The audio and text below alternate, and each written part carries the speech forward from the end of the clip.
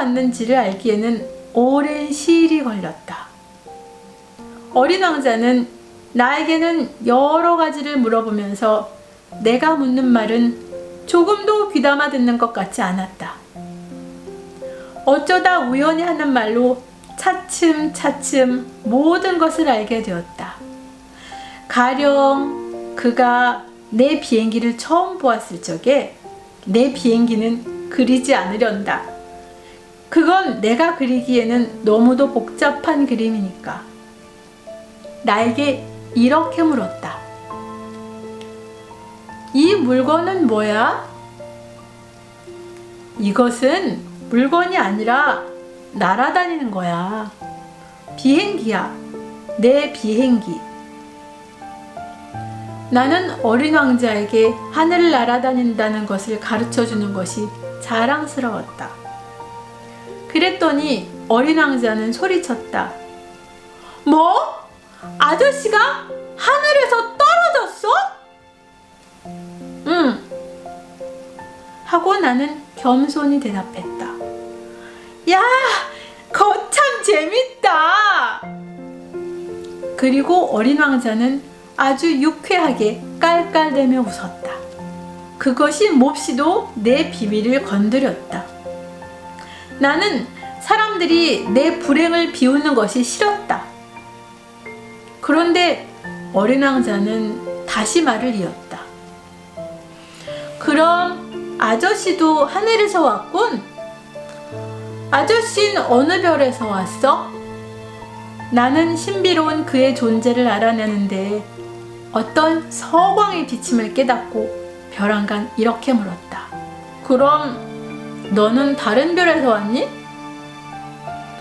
그러나 그는 내 말에는 대답도 하지 않고 비행기를 들여다보면서 머리를 까딱까딱 했다. 하긴 아저씨가 그걸 타고 그리 멀리서 오진 못했겠군. 그리고 그는 오래오래 무엇인가 곰곰이 생각하고 있었다. 그러고 나서는 내가 그려준 양을 주머니에서 꺼내더니 그 보물을 열심히 들여다보고 있었다. 다른 별들에 대해서 약간 내비치기만 한 이 속내 이야기가 얼마나 내 마음에 걸렸겠는가? 그래서 나는 좀 더 알아보려고 무척 애를 썼다. 얘야, 너 어디서 왔니? 네 집은 어디냐? 내 양을 어디로 가져가려고 그러니? 그는 묵묵히 무엇인가 곰곰이 생각하더니 이런 대답을 했다. 아저씨가 준 상자 말이야. 그게 밤에는 양의 집이 될 테니까 잘 됐다. 그렇고 말고, 그리고 네가 얌전하게 굴면 낮 동안에 양을 메어둘 고삐도 줄 테다. 말뚝도 주고. 이 제안이 어린 왕자의 마음에 들지 않은 듯했다. 양을 매둬? 참 망측한 생각인데? 하지만 매두지 않으면 아무데로나 가버려 길을 잃고 할 게 아니냐? 그랬더니 이 친구는 다시 한번 깔깔 웃었다. 아니, 가긴 어디로 가? 어디로든지 곧장 앞으로. 그랬더니 어린 왕자는 웃음을 거두고 진지하게 말했다. 괜찮아. 내 집은 하도 작으니까. 그리고 약간 서글픈 생각이 들었는지 덧붙여 말했다. 앞으로 곧장 간대도 별로 멀리 갈 수가 없어. 그리하여 나는 또 한 가지 매우 중요한 것을 알게 되었다. 그것은 어린 왕자가 살던 별이 집 한 채보다 좀 클까 말까 하다는 것이었다. 나는 이것을 별로 이상하게 생각하지는 않았다. 지구, 목성, 화성, 금성 같은 사람들이 이름을 붙인 큰 떠돌이별들 밖에도 다른 떠돌이별이 여러 100개가 있고 어떤 것은 너무 작아서 망원경으로도 보기 무척 힘들 지경이라는 것을 잘 알고 있었으니까. 천문가가 그런 별을 하나 발견하면 이름 대신 번호를 매겨준다. 가령 소혹성 제325호라고. 나는 어린 왕자가 살던 별이 소혹성 B612호라고 믿을 만한 상당한 이유가 있다. 이 소혹성은 1909년에 터키 천문학자가 망원경으로 한 번 보았을 뿐이다. 이 천문학자는 그때 국제천문학회에서 자기의 발견에 대한 굉장한 증명을 했었다. 그러나 그의 옷 때문에 아무도 그의 말을 믿지 않았다. 어른들은 이렇게 생겨먹은 것이다. B612호 소혹성의 명예를 위해서는 다행한 일로 터키의 어느 독재자가 자기 국민에게 양복 입기를 명하고 거역한 자는 사형에 처한다고 했다. 이 천문학자는 1920년에 멋있는 양복을 입고 증명을 다시 했다. 그랬더니 이번에는 모두들 그의 말을 믿었다.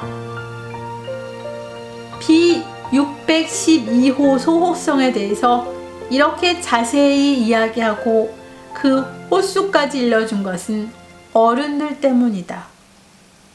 어른들은 숫자를 좋아한다. 어른들에게 새로 사귄 친구 이야기를 하면 제일 중요한 것은 도무지 묻지 않는다. 어른들은 그 친구의 목소리가 어떠하냐, 무슨 장난을 제일 좋아하느냐, 나비를 수집하느냐 라고 묻는 일은 절대로 없다. 나이는 몇이냐? 형제는 몇이냐? 몸무게는 얼마냐? 그 친구 아버지는 얼마를 버느냐? 하는 것이 고작 묻는 말이다. 그래야 그 친구를 아는 줄로 생각한다.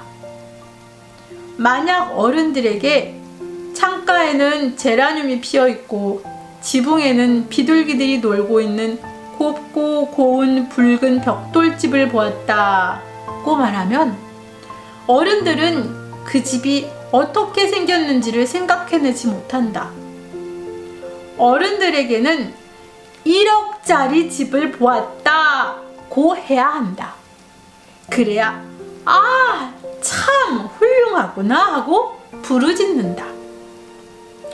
이와 같이 어린 왕자가 몹시 예뻤고 잘 웃었고 양을 가지고 싶어 했고 한 것은 그가 존재하는 증거가 된다.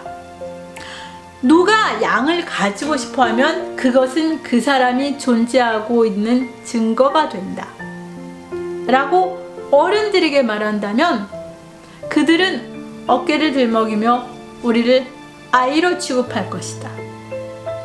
그러나 그가 떠나온 별이 B612호 소혹성이다 라고 하면 그들은 우리 말을 알아들을 것이고 또 여러 가지 질문으로 귀찮게 굴지도 않을 것이다. 어른들은 그렇게 되어 먹었다. 그것을 가지고 어른들을 나쁘게 생각해서는 못 쓴다.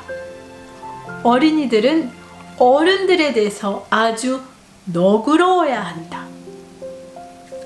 그러나 인생을 이해한 우리는 물론 소혹성의 호수 같은 건 대수롭게 여기지 않는다. 나는 이 이야기를 옛날 선녀 이야기 하듯이 시작하고 싶었다. 이렇게 말하고 싶었던 것이다.